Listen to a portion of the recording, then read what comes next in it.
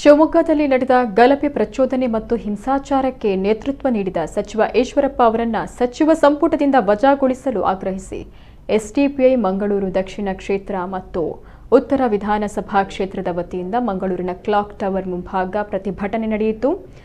ಈ ವೇಳೆ ದಕ್ಷಿಣ ಕನ್ನಡ ಜಿಲ್ಲಾ ಸಮಿತಿ ಪ್ರಮುಖ ಅಶ್ರಫ್ ಕೆಸಿ ರೋಡು ಮಾತನಾಡಿ, ಶಾಂತಿಯುತ ಕರ್ನಾಟಕ ರಾಜ್ಯದ ಅಶಾಂತಿ ಸೃಷ್ಟಿಸಿದ ಕೀರ್ತಿ ಸಲ್ಲಿಕೆ ಇದ್ರೆ ಅದು ಈಶ್ವರಪ್ಪ ಅವರಿಗೆ ಸಲ್ಲುತ್ತೆ। ರಾಜ್ಯದಲ್ಲಿ ಯಾವುದೇ ಗಲಭೆ ಅಥವಾ ಹೆಣ ಇಟ್ಟು ಅಶಾಂತಿ ಸೃಷ್ಟಿಸಿದ್ರೆ ಆ ರೀತಿ ಯೋಚಿಸಬೇಕು। ಚುನಾವಣಾ ಪೂರ್ವ ತಯಾರಿಯಾಗಿದೆ। ದೇಶದ ಜನರ ಉದ್ಯೋಗ ಆಹಾರ ಇಲ್ಲದೆ ನರಳಾಟ ಮಾಡಿದರೆ ಇಲ್ಲಿ ಕೇವಲ ಕೋಮು ಭಾವನೆ ಬಿತ್ತುವ ಮೂಲಕ ರಾಜಕೀಯ ಬೇಳೆ ಬೇಯಿಸುವ ಕಾರ್ಯದಲ್ಲಿ ತೊಡಗಿದ್ದಾರೆ। ಇಲ್ಲಿ ಇವರ ರಾಜಕೀಯ ಬೇಳೆ ಬೇಯಿಸಲು ಬಡ ಕುಟುಂಬದ ಮಕ್ಕಳು ಸಾಯ್ತಾರೆ। ದೇಶದಲ್ಲಿ ಯಾವುದೇ ಧರ್ಮ ಕೊಲ್ಲಲು ಕರೆ ನೀಡಲ್ಲ, ಧರ್ಮ ಉಳಿಯಲು ಸಾಧ್ಯವಿಲ್ಲ, ಹಿಂದೂ ಧರ್ಮ ಅಪಾಯದಲ್ಲೇ ಇದೆ ಅಂತ ಹೇಳ್ತಾರೆ। ಇಲ್ಲಿ ಅಪಾಯದಲ್ಲಿ ಇದೆ ಎಂದು ತೋರಿಸಲಿ। ವಿದೇಶದಲ್ಲಿ ಮಕ್ಕಳ ಶಾಲಾ ಕಾಲೇಜಿನಲ್ಲಿ ವಿದ್ಯಾರ್ಥಿಗಳು ಬಾಹ್ಯ ಆಕಾಶದ ಬಗ್ಗೆ ಚರ್ಚೆ ಸಂಶೋಧನೆ ಮಾಡಿದರೆ ನಮ್ಮ ದೇಶದಲ್ಲಿ ಮಕ್ಕಳು ಕೇಸರಿ ಶಾಲು ಹಿಂದೂ ಮುಸ್ಲಿಂ ಅಂತ ಕಚ್ಚಾಟ ಮಾಡುವಂತೆ ಮಾಡಿದ್ದಾರೆ ಅಂತ ಹೇಳಿದರು।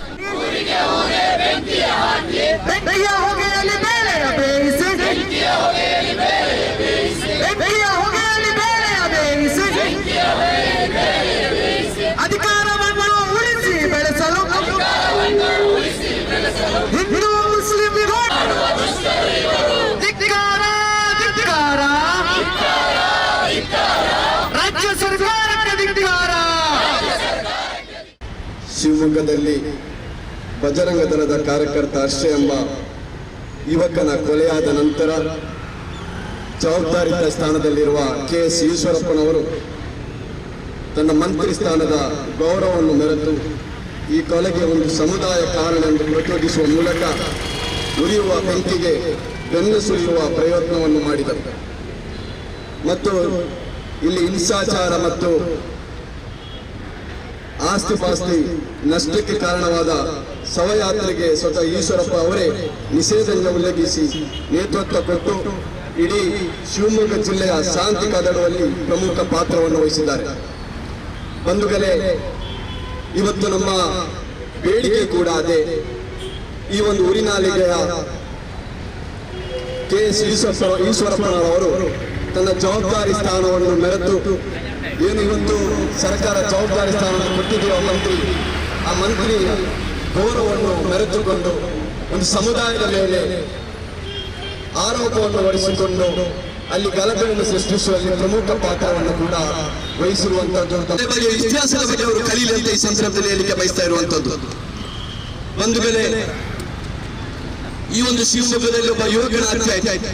ಹರ್ಷ ಎಂಬ ಯುವಕನ ಹತ್ಯೆ ಆದ ನಂತರ ಅಲ್ಲಿ ನಡೆದಂತಹ ಎಲ್ಲ ಗಲಭೆಗಳಿಗೆ ಪ್ರಮುಖ ಕಾರಣಕರ್ತರೆ ಈ ಒಂದು ಈಶ್ವರಪ್ಪನವರು। ಈ ಈಶ್ವರಪ್ಪನವರ ಆ ಒಂದು ಕುಮ್ಮಕ್ಕಿನಿಂದ ಅವರ ಪ್ರಚೋದಿತವಾದಂತಹ ಭಾಷಣದಿಂದ ಈ ಎಲ್ಲ ಗಲಭೆಗಳಿಗೆ ಕಾರಣವಾಯಿತು, ಎಲ್ಲ ಅಶಾಂತಿಗಳಿಗೆ ಕೂಡ ಕಾರಣವಾಯಿತು। ಈ ಕಾರಣದಿಂದಾಗಿ ಇವತ್ತೊಂದು ಪ್ರಕ್ಷುಬ್ಧವಾದಂತಹ ವಾತಾವರಣ ಇವತ್ತು ಶಿವಮೊಗ್ಗದಲ್ಲಿ ಆಗುತ್ತಿರುವಂತಹ ವಿಚಾರ।